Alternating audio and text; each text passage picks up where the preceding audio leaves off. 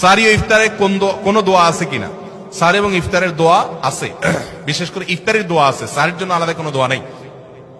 ইফতারের দোয়া হলো বিসমিল্লাহ বলে ইফতার শুরু করবেন, আর ইফতার করার পরে দোয়া করবেন যাহাবাজ জামা ওয়াবতাল্লাতিল উরুক ওয়া সাবাতাল আজরু ইনশাআল্লাহ।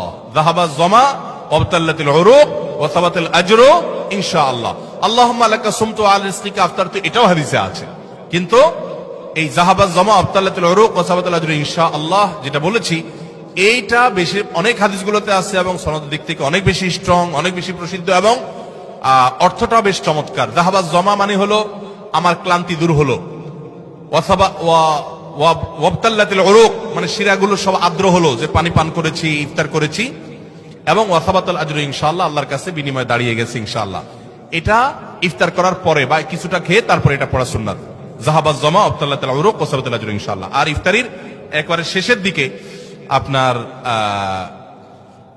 ইফতারের শেষের দিকে বা ইফতার শেষ করে তারপর এটা পড়বা। সাহারির জন্য আলাদা কোনো দোয়া আছে বলে আমার জানা নাই, তবে ওইটা দোয়া কবুলের সময় সাধারণ যে কোনো দোয়া আল্লাহর কাছে করবো। ভাই সময় কম যেহেতু, আর রমজানের প্রশ্ন এখানে রাখছি, কিছু বেরমজানের প্রশ্ন দিই কয়েকটা, না কিছু সব বলে রমজান দিতে না, সব রমজান বেরমজানেরা কি দোষ করছে, কয়েকটা রমজানের বাইরে থাকুক।